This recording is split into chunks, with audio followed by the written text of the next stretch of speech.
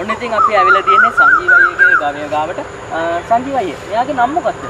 සුද්ද කියලා තමයි කතා කරන්නේ. සුද්ද කියලා තමයි ආදිට කතා කරන්නේ. මෙයාගේ උස අඩි 4මාරක්. අඩි 4මාරක් තමයි උස තියෙන්නේ. ඉතින් මේ දිග අම් දෙකක් තියෙනවා. මේ දිග අම් දෙකේ දිග කොච්චරද?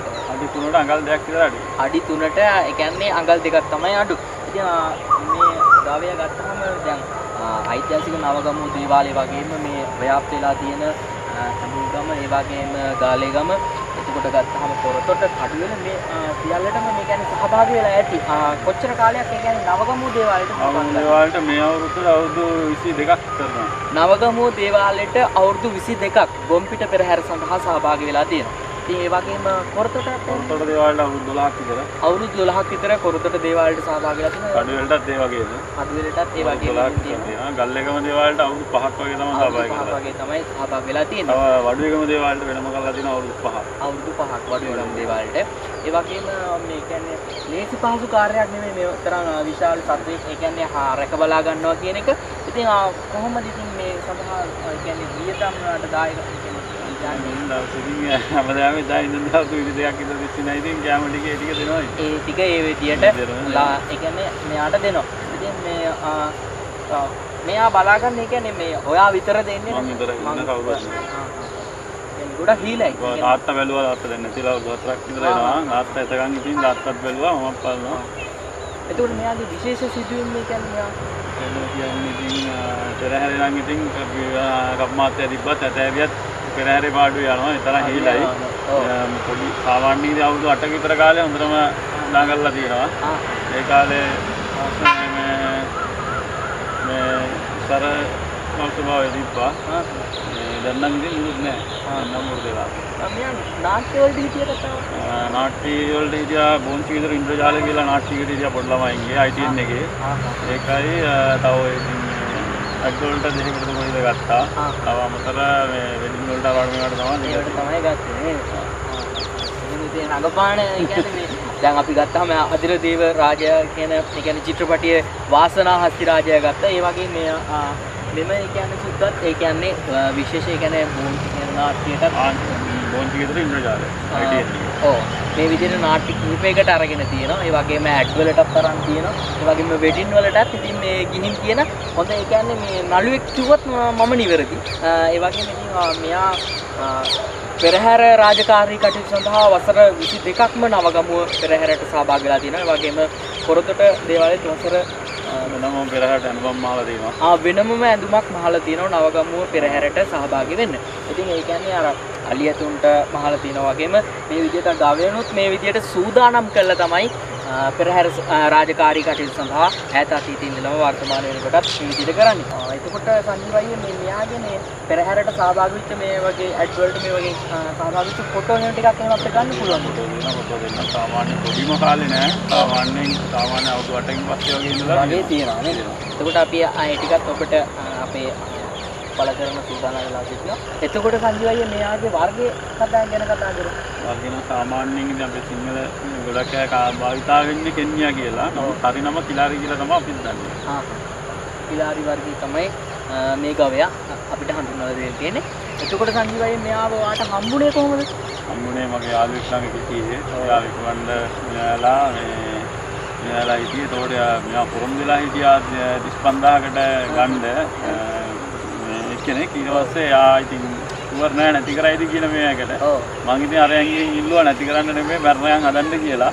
එතකොට ඉතින් ඒ කාලේ රුපියල් 28000කට 2001 7 වෙනි මාසේ ගෙනාවේ. එතකොට පෙරහැර තිබ්බේ 2001 7 වෙනි මාසේ 20 ගණන් මං 7 වෙනි මාසේ 10 වගේ තමයි ගෙනාවේ. එතකොට සංජීව අයියේ දැන් මේ පෙරහැර රාජකාරී කටයුතු සඳහා අවුරුදු 22ක්ම නවගමුව දේවාලය සම්බන්ධ වෙලා තිනවා. මේ විදිහට කොරතොට අඳුගම මේ වගේ සම්බන්ධ වෙලා තියෙනවා.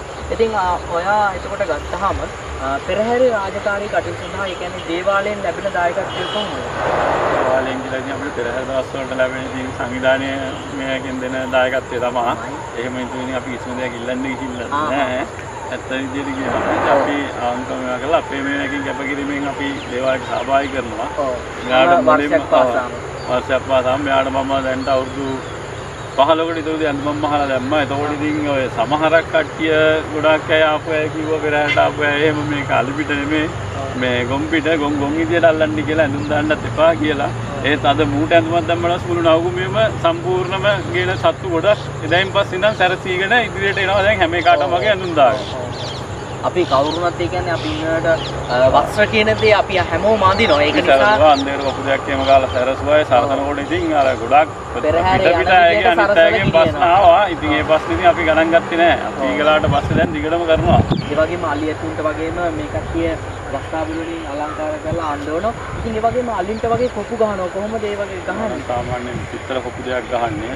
මේ ඉන්නවා හිච්චය කියලා මේ පිටතල වැඩ කරන කෙනෙක්.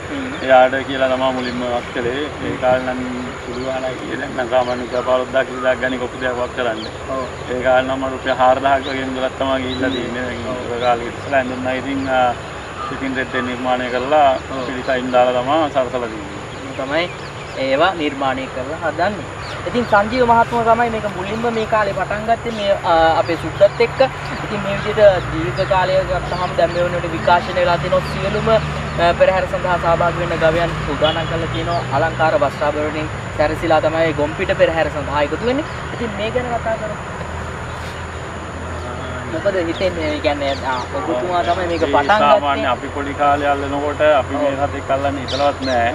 එතකොට අපි ඇල්ලුවේ රතුපාට ගවයෙක් ඉඳලා මගේ ළඟ. ඊට පස්සේ තමයි මෙයා ගන්න හම්බෙලා ගත්තේ. ඒ කාලේ අපි රතුපාට ගවය අල්ලන කාලේ අපිට මතකයි හිටියේ කෙන්යාව කියලා හිටියේ දෙන්නයි හෝ තුන් දෙනයි පෙරහැරේ හිටියා. ලලිත් දැන් සමාජයට මේකට වීඩියෝ එකට සහභාගී වෙලා හිටිය ලලිත් මාසා. ඒ ලලිත් අයියාගේ නම කඩුවෙලින් ගොනෙක්. තව හිටියා ජල්තර කෙන්යා කියලා කෙන්යාවෙක් සුද්දා කියලා. ඌයි අපිට මතක හැටියට අපි පොඩි කාලේ එනකොට හිටියේ ඒ දෙන්න තුන් දෙනා විතරයි. ඊට පස්සේ මූ ගෙනාවේ දැන් සාමාන්‍යයෙන් දැන් නම් පෙරහැරට 25 30ක් විතර කෙන්යාවම සහභාගී කරනවා. අපි සහභාගී වෙච්ච මුල් කාලේ කෙන්යාව තුන් දෙනෙක් වගේ තමයි පෙරහැරට සහභාගී වෙලා හිටියේ. එහෙනම් තමයි දීර්ඝ කාලේ ඉඳලා විකාශනලා තියෙන්නේ. මේ විදිහට දැන් මේ හැමෝම ඒ කියන්නේ ලස්සනට සරසල තමයි ගේන්නේ නේද? දැන් සරස. ඒ වගේම කියන්නේ දැන් මෙයා නිලදී කියන්නේ දැන් මේ වර්තමානයේ වෙනකොට වටිනාකම කොච්චර වෙනවද මෙයා? මම ඉතින් මිලක් කියන්න අමාරුයි. යන මිලත් එක්ක මිලක් කියන්නත් බෑ හදන සතෙක්ට ආසාවෙන් හදන එකෙත්. ඉතින් ඒකින්ද විකුණන්න බලාගෙන ඉන්නවනම් උතරින් මිලක් කියන්න පුළුවන්. එහෙම ඉඳලා මිලක් කියන්න බෑ. නමුත් අර තනිම සුදු කියලා නියපොත සුදු අන්සුදු ඇස් සුදු ඇහි පිහාට්ටි නම් සුදු තනි සුදු හරකෙක් කියලා එක්කෙනෙක් ඇවිල්ලා ලක්ෂ 5ට යනකම් ඉල්ලුවා. එයාට නිදාස් කරන්න කියලා අපලකට කියලා හන්දගේ ඉඳන් සුදු හින්දා හොයලා නැතුව. ඉතින් ඒත් මම ඒ දුන්නේ නැහැ මෙච්චර කාලයකට දෙන්නේ නැහැ කියලා හදන සතා හින්දා දෙන්නේ නැහැ. පත්තින් දේවාලට නගුම් පත්තින් දැන් අවුරුදු සාමාන්‍යයෙන් 10කට විතර කලින් මම මේව බාරම කළා. කියන්නේ ගොඩාතුරු ඉගෙන බේරා ගන්න බැරි තැන තමයි ගොඩක් මානක් සයන් බැරි ඉන්න යා පත්තින් දෙයන්ට බාර කළා මේ දේවාලට දෙපාරක් හුරු ගෙනියන්න ආවා. ඒ දෙපාරම බැරි වුණා. ඉතින් ඒකින්ද පත්තින් දෙයන්ට බාර කරලාම දුන්නා මේ දැන් අවුරුදු 8කට විතර උඩ 8කට 10කට දේවයන්ටම බාර කරපු සත්‍යයක් තමයි සුද්ධ කියන්නේ. එතකොට හැම වර්ෂයකම මේ කියන්නේ වසර 22ක්ම නවගමුව පත්තිලි දේවාලය සඳහා මේ සුද්ධව සහභාගී කරලා තිබෙනවා පෙරහැර රාජකාරී කටයුතු සඳහා.